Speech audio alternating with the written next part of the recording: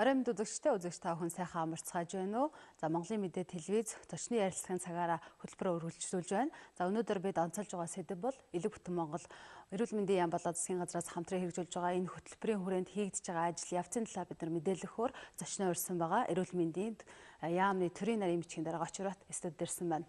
Танд энэ оройн мэндийг хүргэе. Сайн байна уу? За нийт телевиз үзэгчтэй бас оройн мэндийг хүргье.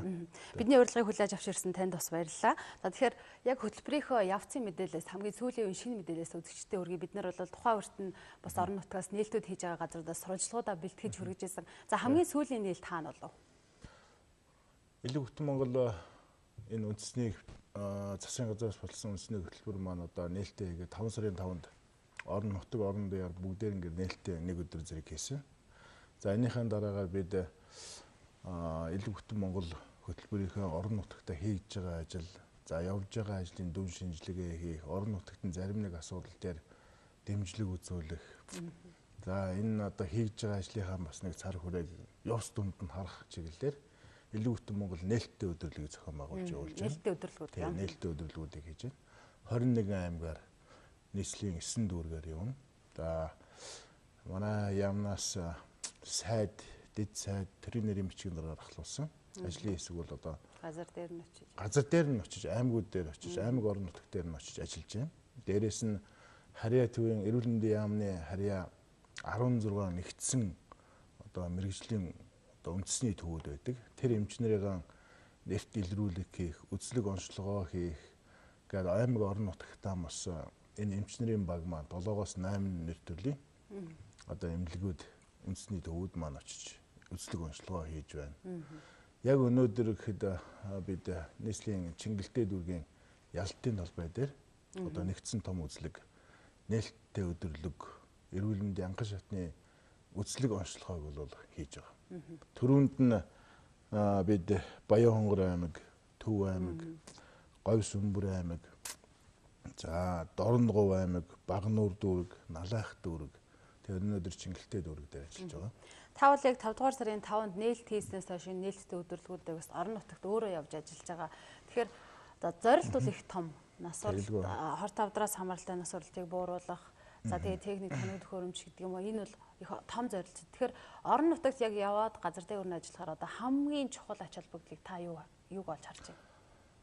Тий, одоо энэ Элэг бүтэн Монгол хөтөлбөр маань бол өөрөө Монгол улсын их хурлын гишүүд санаа ачилж тийм ээ. Төрийн болон төрийн бас байгууллагын оролцоотойгоор тэгээ улсын их хурл дээр хилцэгдэж, улсын их хурлын дарга Мэйгомбын инкул даргын одоо санаачлахын дор засгийн газрын мөрийн хөтөлбөрт орсон. Их хурлаараа хилцэгдэнэ гэдэг бол одоо энэ хууль болцсон хөтөлбөр гэсэн үг. Тэгээ үндэсний хөтөлбөр орон нутагт хэрэгжиж байгаа энэ тал дээр бол нэлээд анхаарлуудыг тавьж байна. Тэгээ өнөөдөр орон нутагт би одоо бүхэл одоо аймагуудаар өөрөө одоо зорж явж, аймаг болгон дээр бас эзлэг онцлогоо хийхэд төлөвлөж байна. Аймаг орон нутгийн ажлуудтай танилцж байна. Энэ 40-оос 65 насныхаа иргэдийн анхан шатны илрүүлэг. Одоо нөгөө ВЦ вирус энэ чинь ВЦ вирус эхлээд байна уу гэхлээр туузан онцлогоор үзнэ. Тэгээд ВЦ вирусын илрүүлэг одоо шинж тэмдэг гарч ирэх юм бол цаашаа нарийн мэргэжлийн эмч нартаа цусын аваад эргүү лаборатори дээр үзүүлэх ийм илрүүлгүүд явж байгаа. Орон нутаг бүх аймагуудад бол энэ ажил эхлээд одоо 10 гаруй онж байгаа. За нийслэл Улаанбаатар хотод 2 өдрийн өмнөөс нэгэн зэрэг эхэлсэн байна. Аймаг орон нутагт явж байхад энэ голлон анхаарах олон асуудлууд байна тийм ээ. Энэ одоо үзлэг хийж байгаа, энэ одоо очиод аймаг орон нутгийнх нь эрүүл мэндийн анхан шатны үзлэгийг илрүүлгүүдийг хийж явах ингээ явж байхад бол үнэхээр одоо хүнд сэтгэл төвшин олон асуудлууд гарч ирж байна. Жишээлбэл тухайлбал одоо бид Баян-Хонгор аймагт гэхэд 1402 өдөртөө 2453 иргэнийг одоо баган талбай дээр нь үзлэг хийж үзэж байгаа. Энэ дээр бол манай хавдар судлалын үндэсний төв, халдвар судлалын үндэсний төв, 3 дугаар эмнэлэг, 1 дугаар эмнэлэг. За манай харьяа газрын одоо 5-аас 6 эмнэлэг болоод нарийн мэргэжлийн эмчээр үзлэг хийж байгаа. Үзлэгийн дараагаар нийт хамрагдсан улсуудаа гэхтэл одоо жишээлбэл хавдрын шинж тэмдэгтэй шинээр илэрсэн хүн гэхэд Баян-Хонгорт 8 хүн байх ч тийм. За элэгний ВЦ вирусыг илрүүлэг бол одоо бас 15 хүн байна. нийт саяны явсан Төв аймаг, Говьс Өмбөр аймаг, Дорногов, Багнуур, Баянгор, Чингэлтэй. За Чингэлтийн дүн бол өнөөдөр хараахан гараагүй. Энд явхад л одоо 41 хорт хавдартай, хавдартай одоо шинж тэмдэг анхны одоо энэ илрүүлгээр л одоо хамрагдж байна л да тийм ээ. Нийтдээ одоо жишээлбэл 11,886 хүний илрүүлэг өмнө одоо явж шүү дээ. 11,886 хүнд энэ одоо илрүүлэг хийгээд үзлэг онцлогоо хийгээд анхан шатных нь үзлэг онцлогоо хийгээд ингэтэл одоо 41 ширхэг хорт хавдрын одоо анхан шатны шинжтэй хавдрын шинжтэй ийм одоо хүмүүс ирж байгаа жишээ тийм ээ. Тэгэхэд энэ дээр бас үзүүлээгүй усуд байна. Хамрагдаагүй усуд байгаа тийм ээ. Тэгэхдээ яхахгүй биднээс ингээд Элэг бүтэн Монгол нээлттэй өдөрлөг хийгээд энэ одоо хотын төвийн харьяа одоо нэгдсэн одоо үндэсний төвүүдийн эмчнэр очиж байна гэхэд харьцангуй нөгөө биендээ сэжигтэй байж магадгүй тийм ээ. Өвддөг тийм ээ. Улаанбаатар хот руу тэр харьяа төвүүд дээр бас үзүүлж чаддгүй, бололцоонч гардгүй тийм ээ. Цаг завынч гардгүй ийм усууд магадгүй орон нутгад түлхүү хамрагдаж магадгүй. Тэгтэл одоо түрүүнд хэлсэн 12,886 хүний одоо энэ нээлттэй өдөрлөг хийсэн үзлэгээр л ихэд одоо жишээлбэл 42 ширхэг хавдрын шинжтэй анхны шатны илрүүлэг. Тэднээс бол ерөөсөө түрүүнд нь одоо эмнэлэгт очиагүй, өөрийгөө одоо хавдартай байгааг мэдээгүй тийм ээ. Үзлэг онцлогоогоор л гарч ирж байгаа усуд жишээ тийм. Илгэний ВЦ вирусын өвчлөлтөө усуд нэг 373 хүн хамрагдсан байна. Одоо анх одоо өөрийгөө мэдээгүй байж байгаа. Тэгээд сүрээ бол маш их байна. Тэгээ илрүүлгээр бол нэг 10 гаруй сүрья. За сэжигтэй бол тохиолдолд нэг 15 хүн нийтдээ илэрсэн байх жишээ. Эрүүл мэндийн байгууллагуудаас судалгаа гарч ирсэн. Сүрээгийн тохиолдлууд бас сүүлийн жилүүд нэмэгдэж байгаа гэж. Энэ зөвхөн нээлттэй өдрөлийн хүрээнд сүрээгийн онцлогыг хийж гэнэ үү? Эсвэл яг давхар ЦБ вирустэйгээ хийгээд явах уу? Тий, ер нь бол сүрээ доох сүрээгийн чиглэлээр бол одоо манайх том олон улсын глобал фандын дэмжлэгтэйгээр хөтөлбөр хийгддэг. Энийхээ хэмжээнд бол орон нутаг сүрээгийн илрүүлгүүдийг бүгдээрэн гинийдэг. Халдварцуулсан үндэсний төв дээр бид энэ илрүүлгүүдийг байнга орон нутагт нь явж хийдэг тийм ээ. Тэгэхээр манай халдварцуулсан өвчин судлалын үндэсний төв дээр 5 өдөр сүрээгийн илрүүлгээгээ 5 өдөрт 1000 хүний л одоо үзлэг хийж шин 800-аас 1000 хүний. Тэгэхэд бол саяны манай нээлттэй өдөрлөгөөр бол нэг өдөрт 4000 гарантай тийм ээ. Дандаа 1000 гарантай 1000-аас дээш гарантай усууд ирж хамрагдаж байгаа. Тэгээ энэ нэгэн тал одоо бид энэ харьяа газруудынхаа эмнэлгүүтээ явж байгаа нээлттэй өдөрлөг учраас бид одоо бүхэл үзлэг онцлогоо сүрья тийм ээ. За энэ ВЦ вирусын илрүүлэг, хавдар, дотор, мэс засвал гэх бүхэл салбар чиглэлээр үзлэг онцлогоо яаж байгаа. Би бол сая зөвхөн одоо их хатуу өндөр тоотой тэр өвчлөлийн тоог хэллээ тийм ээ. Манай бусад эмчнэр бол одоо бүгд өдөржингөө талбай дээр нь суугаад эрүүл мэндийн үзлэгийг эхоогоор хийгээд онцлогоо хийгээд салбартаа л онцлогоо хийж байна. Тэгэхээр саяны ярилцлагад дурддагдсан 10 гаруй мянган хүн болвол 4 аймаг 3 дүүргээс юу н одоогийн байдлаар хамрагдаж байгаа хүмүүсийн тоог хоёулаа багцааж мэдээллээ. Одоо ингээд цаашаа үргэлжлээд явна. Одоо ингээд цаашаа бүх 21 аймагтаа үргэлжлээд явна. За өнөөдөр манай сайд Дорногов Сүхбаатар аймагт ажиллаж байна. За Дэд сайд Булган Хөсгөл аймагт бас ажиллаж байгаа. Тэгээд бид бүх 21 аймагтаа 9 дүүрэгтэй нээлттэй өдөрлөгөө хийгээд орон нутагтаа явж байгаа Элэг бүтэн Монгол хөтөлбөрийн хэрэгжилт тэндээ тулгамж байгаа зарим асуудлууд шийдэх асуудлуудыг одоо шийдвэр гаргах одоо албан тушаалтангууд шийдэж гэж байна. Дээрээс нь бас тухайн одоо аймгийн орон нутгийн өвчлөлийн онцлогч гэдэг юм уу яг энэ нээлттэй өдөрлгүүдийн дараа бол бас их багц мэдээлэл бүрдэх байх гэж бодож байна. Тэгэлгүй яах вэ? Таныг төхөөрөмжийнхаа хувьд ч гэсэн тийм ээ. Тий. Жишээл бид бол жишээл Баянгор аймагт 11 бургон эрүүл мэндийн тусламж үйлчилгээ өргөж байна. За Төв аймагт гэхэд бас нэг 9-10 бургоныг одоо эрүүл мэндийн тусламж үйлчилгээ сумдууд багууд нь өгч байна. Тэгэхээр бүх аймагуудаа жишээл одоо Багнуур дүүрэг дээр ихэд өчтөр бол хамгийн сүүлийн нэг туулах чадвар шаатай бас бургон машиныг өгч байгаа. Яг дүүрэг хэдийгээр нийслэл Улаанбаатар хотын нэг дүүрэгч гэсэн цаашаа хамрах хүрээнд дандаа нөгөө Төв аймаг, Хинтээ аймагт хамарч байдаг. Алсын дуудлага ихтэй байдаг. Энэ дүн шинжилгээ яваад ирсний дараагаар бид бас нэг тайлан мэдээг дүгнээд гаргаад ирнэ. Эхний хэрэгжилтийн байдлаар Элэг бүтэн Монгол хөтөлбөр хэрэгжилтийн байдлаар ямар байна уу? үзлэг онцлогооныхаа хүрээнд тийм ээ биднээс онцлсон эмчнэрийн хүрээнд чиглэлийнхаа хүрээнд бас нэг ямар дүн гарч ирэх нь гэдэг маань маш их одоо сонирхолтой дүн гарч ин тодорхой дүн гарч ин иргэд маань очисон аймаг болгон дээр баган талбай юм уу аймаг болгоных нь одоо төв гол талбай дээр нь бид бас үзлэг онцлого хийж байгаа. Дээрээс нь биднээс явуулын одоо хоёр нүүдлийн эмнэлэг эрентгэн зургийн шууд авч иж байна. Бүхэл одоо эрентгэний чиглэлийн одоо тийм ээ бүх үйлчлэгээнүүдийг хийж өгч байна.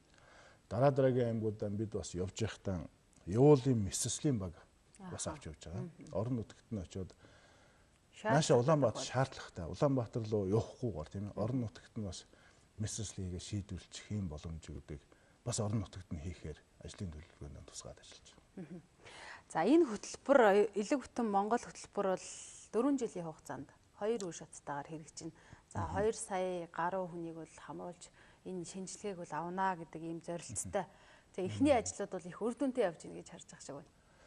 Ер нь бол элэг бүтэн Монгол гэдэг Монгол Улсын засгийн газар баталсан энэ хөтөлбөр бол одоо нэлээдгүй эрүүл мэндийн салбартаа нэлээд одоо хамгийн том хөтөлбөр тийм ээ. Монгол Улсын төрөөс баримтлах эрүүл мэндийн талаарх бодлогын том баримтч байдаг тийм ээ. Энийн дараагаар гарч байгаа том хөтөлбөрийн нэг. Монгол Улсын засгийн газар, Монгол Улсын ерөнхий сайд энэ дээр бол өөрөө энэ хөтөлбөрийг ахалж байгаа. Маш их анхаарал тавьж байгаа. 226 тэрбум төгрөгийн хөрөнгө санхүүжилтээр энэ хөтөлбөр хэрэгжинэ. За 2020 он хүртэл энэ хөтөлбөр маань үндсэндээ хэрэгжих ёстой. Тэгээд энэ хөтөлбөрийн хүрээнд том зорилтыг бол одоо Дэлхийн эрүүл мэндийн байгууллагын хэмжээнд том зорилтыг бол амлалтыг бол авсан. Энэ юу гэхээр элэг бүтэн Монгол хөтөлбөрийн хүрээнд Монгол Улсын засгийн газар бол 2020 он гэхэд монголчуудынхаа эрүүл мэндийг одоо хамгаална. Бүх иргэдийг тийм ээ 16-аас дээш насныхаа бүх иргэдийг одоо элэгний ВЦ вирусын илрүүлгээр бүрэн хамруулна.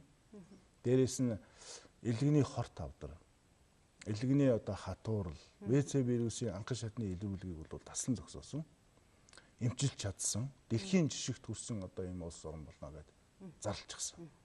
Энэ ажлынхаа хүрээнд ч гэсэн одоо маш олон ажлуудыг хийж гүйцэтгэж байна. Засгийн газраас элэг шилжүүлсэн суулгах хагалгаа буюу эргэтэн шилжүүлэх одоо өндөр өртөгтэй энэ хагалгаануудыг үн төлөвлөгөө болгох, даатгалаас нь төлөх, бүх иргэдийн энэ эрүүл мэндийн үзлэгт хамруулах, ВЦ вирусын илрүүлгийг нэг үрчлэн хийх, тийм ээ. Эмчилгээнд дээр нь бас анхаарал тавьж байна. Эрүүл мэндийн даатгалаар жишээлбэл одоо 5 төрлийн С вирусын эсрэг юм одоо Монгол улсад байна. Тэгэхээр эрүүл мэндийн даатгалаар хамрагдаад эрүүл мэндийн даатгалаар нэг эмчилгээний сар тутамд нь 210 мянган төгрөг буюу $85 жишээлбэл нэг сард хэмнээр нь хөнгөлж өгч байгаа. Тэгэхээр 3 сарын эмээгийн үнэ гэх юм бол 630 мянган төгрөгийг бол тухайн иргэнээс эрүүл мэндийн даатгалаас нь хөнгөлж өгнө. Тэр хэмжээгээр нэг иргэд маань эрүүл мэндэд зарцуулдаг, эрүүл мэндийнхаа нэг эрүүл мэндийнхаа төлөө санхүүгийн эрсдэлд ордог энэ байдлаас хөнгөвчлөхийн тулд Монгол Улсын засгийн газраас авч хэрэгжүүлж байгаа ажлынхаа маань нэг хэсэг нь юм тийм. Тэгэхээр элэг бүтэн Монголын хөтөлбөрийн хувьд бол олон улсын жишг хөтөлбөр гэж байна. Тэгэхээр олон үзүүлэлтүүд байна л да. За энэ иргэдэд үзүүлж байгаа эмчилгээ үйлчилгээнийхээ үн төлбөргүй хэлбэрээр ч гэдэг юм уу, бууруулж байгаа үзүүлэлтээрээ ч гэдэг юм. Яг ямар үзүүлэлт нь энэ олон улсын жишгт нийцж байгаа хэрэг вэ? Би бас 3 сард Америкийн нэгдсэн улсын Стэнфордын их сургууль дээр очиж элэг бүтэн Монгол улсад хэрэгжиж байгаа төсөл хөтөлбөрүүд Монгол улсын одоо өнөөгийн өвчлөлийн талаар бас илтгэл тавьж байсан. Тэнд эрдэмтэд олон улсаас ирсэн эрдэмтэд олон улсын одоо элэг зүтлийн холбоо, элэгний чиглэлийн үйл ажиллагаа явуулдаг маш олон эрдэмтдээр Монгол улс бол одоо хийж хэрэгжүүлж байгаа ажлаараа бол одоо жишг болох утсаар ийм улс орн болжээ гэж. Тэгээ ямар үзүүлэлт байдаг нь бол нэгдүгээрт нь бол одоо бүх одоо Монгол улсынхаа иргэдийг бүгдийг хамруулж чадах ийм том зорилт тавьсан байна тийм. Одоо 16-аас дээш насны 2.2 сая иргэнийг ВЦ вирусын илрүүлгийг бол одоо бүгдээрингийн хийж чадна гэсэн том зорилт тавьсан байна. За 2020 онд энэ 4 жилийн хугацаанд бол одоо энэ элэгний цирроз, элэгний одоо хорт тавдар, тийм ээ хатуурал гэдэг өвчнийг одоо эрс бууруулж чадна гэсэн амлалтыг авч яана гэж байна.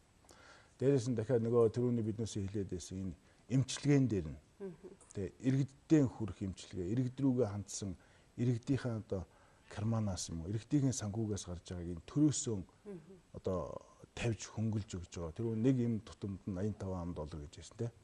Энэгээрээ бас том үзүүлэлтүүдийг бол авсан байхаа би харж байгаа.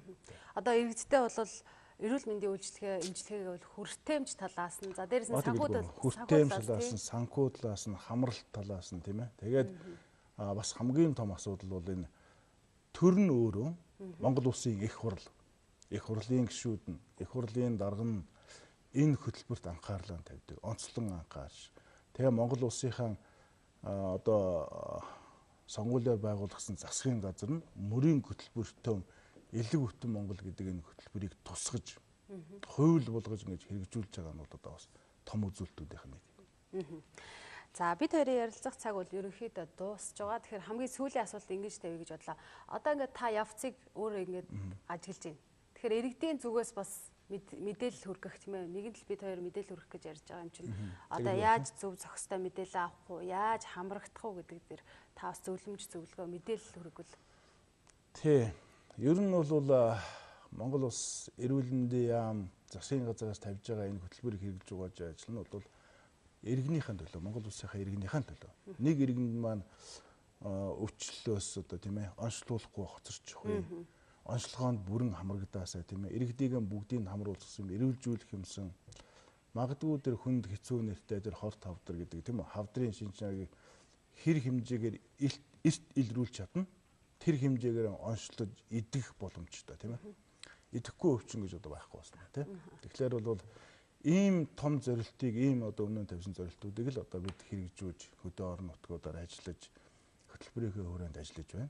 Тэгэхээр иргэдтэй нийт одоо иргэдтэй бас хэлэхэд тийм ээ. Энэ орон нутагт очиж байгаа энэ илрүүлэг энэ одоо харьяа төвүүдийн эрүүл мэндийн яамнаас зохион байгуулж байгаа энэ нээлттэй удирдлагууд маш их төвтэй оролцоорой. Тэр тусмаа ялангуяа одоо би өвчний шинж тэмдэгтэй юм уу гэдэг юм уу өөрийгөө бас нэг үзүүлээ бас нэг тийм эрхтэн болохгүй байгаа гэдэг юм уу тэр үед бол зовиртой байгаа тийм ээ өөрөө бас мэдрэмжтэй байгаа.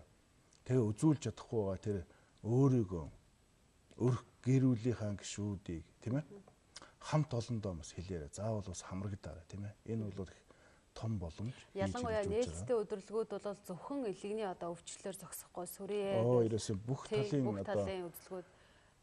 талын үзлэгүүд 7-8 одоо улсын 1-р эмнэлэг, 2-р эмнэлэг, халдварт, хавдар, гэмтэлтэй, хүүхэд гэл энэ бүх эмчнэр очиж байгаа.